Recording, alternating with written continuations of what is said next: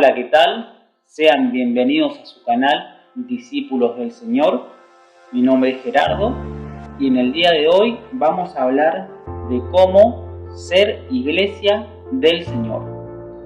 Hola, mi nombre es Ezequiel y este es nuestro primer programa de Discípulos del Señor y espero que sea de bendición para cada uno de nosotros.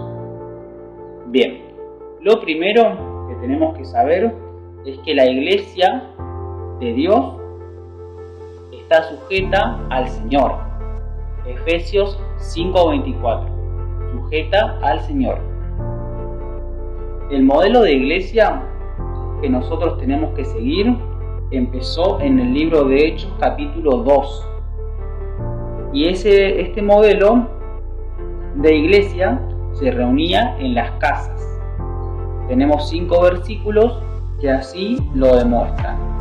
Romanos 16:5, Filemón 1:2, Colosenses 4:15, Primera de Corintios 16:19 y Romanos 16:23. Es muy importante que nosotros sepamos que Dios no habita en templos hechos por manos humanas. Esto lo encontramos en Hechos capítulo 7, versículos del 48 al 50. Esto lo dijo Esteban estando lleno del Espíritu Santo. Hechos 7:55. Como dijimos, Dios no habita en templos hechos por manos humanas. Lo dijo también el apóstol Pablo en Hechos 17:24. El apóstol Pablo estaba lleno del Espíritu Santo. Hechos 13:10. La iglesia del Señor solamente se juntó en el templo de Salomón y no partían el pan en el templo, partían el pan en las casas. Hechos 2:46. Algunas versiones, en vez de decir partían el pan, dice hacían la cena del Señor. Pero es importante saber que este era el templo de Salomón que usaban en el Antiguo Testamento para los rituales. Y este templo fue destruido por los romanos en el año 70. No se debe confundir este templo con la iglesia o institución religiosa de hoy en día. En las cartas de Pablo que ya citamos, nos dice que la iglesia bíblica del Señor se reunía en casas. No construyeron templos para juntarse. Entonces, ¿por qué hoy en día las instituciones religiosas construyen templos? Simplemente porque no obedecen al Señor o no conocen las Escrituras. En Juan capítulo 4 se le acerca la samaritana al Señor y le dijo la mujer: seguro que usted es profeta, le dijo Jesús. Así que dígame, ¿por qué ustedes los judíos insisten en que Jerusalén es el único lugar donde se debe adorar, mientras que nosotros los samaritanos afirmamos que es aquí en el monte Gerizim, donde adoraron nuestros antepasados? Ahí es lo mismo que hoy en día, ¿no? Las instituciones religiosas de varios lugares nos dicen dónde tenemos que ir a adorar a Dios o dónde tenemos que ir a buscar a Dios. Pero Jesús le respondió a la mujer y le dijo: créeme, querida mujer, que se acerca el tiempo en que no tendrá importancia si se adora al Padre en este monte o en Jerusalén. O sea, no hay un lugar específico en la Biblia dicho por Jesús que es donde tenemos que buscar al Señor.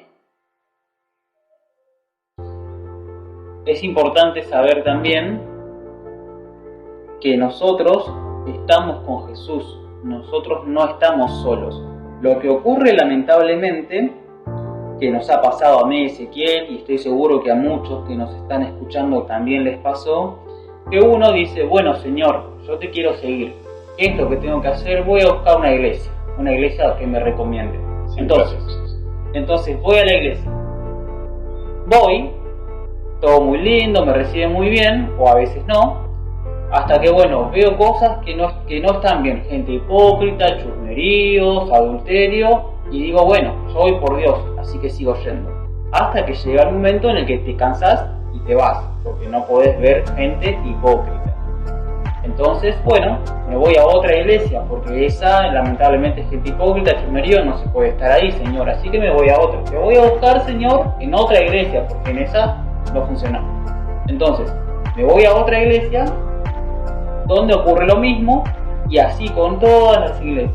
Y luego te terminan diciendo, la iglesia perfecta no existe, así que con eso de la iglesia perfecta no existe, lamentablemente quieren aceptar todas estas cosas que Dios condena. Pero déjame decirte algo a vos que me estás escuchando. El apóstol Pablo, hubo un determinado tiempo en el cual el apóstol Pablo estuvo solo. Él no tenía a nadie, él no tenía hermanos, él estaba con Dios, por supuesto, pero él en las cárceles estuvo solo. ¿Quién más estuvo solo? El apóstol Juan, cuando estuvo en la isla de Patmos.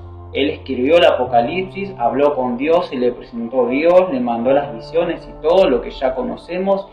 Y él tenía una iglesia, él estaba pastoreando, él estaba en comunión con los hermanos. No, él estaba solo.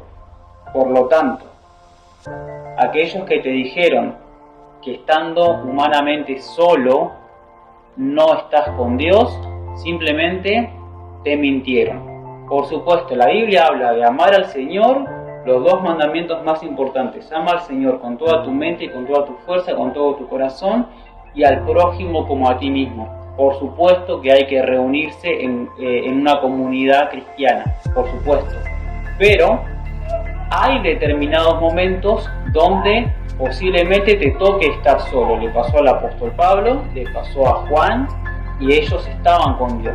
También en lo personal me pasó a mí, donde yo he aprendido mucho más estando humanamente solo, porque me alimenté de Dios saliendo de esas iglesias, porque yo buscaba al Señor. Y es lo que nosotros tenemos que hacer. Si vos no tenés iglesia o tenés pensado salirte de una iglesia, no te vayas a otra a buscar al Señor. Lo que tenés que hacer es abrir tu Biblia, hermano. Abrí tu Biblia y léela y decirle: Señor, te voy a buscar en la Biblia porque vos me dijiste que te tengo que buscar en la Biblia. Eso es lo que hay que hacer. Y voy a orar porque eso es lo que vos me dijiste. Y si ahora no tengo hermanos en Cristo, no importa, en algún momento va a aparecer. No tengo pastor ahora, no importa, en algún momento vas a poner alguno. Así es como tiene que ser, hermano. Y esto no me lo estoy inventando, porque esto mismo le pasó al apóstol Pablo y al apóstol Juan. Y el tema es que en muchos lugares te van a decir: no, pero si vos no venís a esta iglesia o a esta institución o a esta congregación, no tenés una cobertura espiritual, no tenés un pastor, no tenés un líder que te guíe. Y es totalmente mentira. ¿Por qué? Porque Jesús mismo dijo: y el Espíritu Santo lo va a guiar a toda la verdad, y la verdad nos va a hacer libre. O sea, no hace falta ir a una institución religiosa donde necesitemos un pastor o un guía espiritual que nos pueda llevar hacia Jesús. ¿Por qué? Porque estaríamos entonces también metidos en lo que es la Iglesia Católica, que necesitamos del Padre, o estaríamos metidos también en lo que es los testigos de Jehová, que necesitamos un líder, o una iglesia adventista, o una iglesia donde está no solo Jesús, que siempre dependemos de una persona más para acercarnos a Dios. Pero la palabra dice claramente que nosotros tenemos que acercarnos al trono de la gracia para recibir misericordia y alcanzar gracia y el oportuno socorro. Es interesante todo esto. Acá tenemos, entonces, estábamos leyendo con Ezequiel, ¿quién es entonces el templo de Dios, o dónde está el templo de Dios? Ya que no está hecho por manos humanas, como mencionamos anteriormente. Bien, nosotros somos el templo de Dios. 1 Corintios 3:17, 1 Corintios 3:16 y 1 Corintios 6:17. 9. Nosotros somos el templo de Dios. Estas cosas fueron o son lamentablemente enseñanzas humanas, mandamientos de hombre, de los cuales Jesús ya nos enseñó y nos advirtió acerca de esto. Jesús dijo: cuidado con la levadura de los fariseos. En Marcos 7:7 Jesús dijo: en vano me honran, este pueblo de labios me honra, pero su corazón está lejos de mí, porque enseñan mandamientos de hombre como si fueran doctrina, cuando en realidad son solamente mandamientos de hombre. Creo que en el primer concilio de Jerusalén también hubo un altercado igual, cuando Pedro se vistió de hipócrita también, porque Pablo le dice: vos que estabas con los gentiles y comías con ellos, y ahora venís acá y te haces el santurrón. Hubo un conflicto así. Sí, algo recuerdo, sí. Cuando los apóstoles, los primeros apóstoles, Pedro, Santiago, Juan, se reunieron, y Pablo y Bernabé también se habían reunido, y ellos querían exigir una carga más sobre los nuevos discípulos, que sigan la ley. Ellos querían que sigan la ley a toda costa, pero en el primer concilio dijo: ¿por qué cargamos a esta gente? Lo mismo pasa hoy en día en las instituciones religiosas, que quieren que sigamos una ley o un dogma que ellos mismos se lo inventaron, ¿no? Para ser pastor tenés que ir a un instituto bíblico, o si no, sos levantados por ellos, y ellos levantan a cada persona que ellos consideran que son espiritualmente santas, entre comillas, ¿no? Porque ellos desde arriba pueden decir: bueno, vos vas a ser un líder de jóvenes, vos vas a ser un líder de alabanza, vos vas a ser un copastor, vos vas a ser una pastora, por ejemplo. Pero esas cosas claramente no están en la palabra de Dios. Entonces volvemos en el primer concilio de Jerusalén, donde Pablo se le enfrenta a Pedro y le dice: ¿por qué cargamos a todas estas personas con algo que ni siquiera nuestros antepasados pudieron llevar? O sea, ¿por qué las instituciones religiosas tienen que cargar a las personas encima mintiéndole? Es eso, están cargando algo influido por la mentira y fuera de la doctrina que Jesús mismo vino a enseñar. Y es también por una cuestión que muchas veces hemos hablado, una cuestión de egos y de control. De jerarquías. Las jerarquías, vamos a ser sinceros, no hay que ser injustos. En la Biblia existieron los líderes, sí, existieron los líderes. Moisés era un líder, Josué era un líder, y había en el Antiguo Testamento líderes tribales.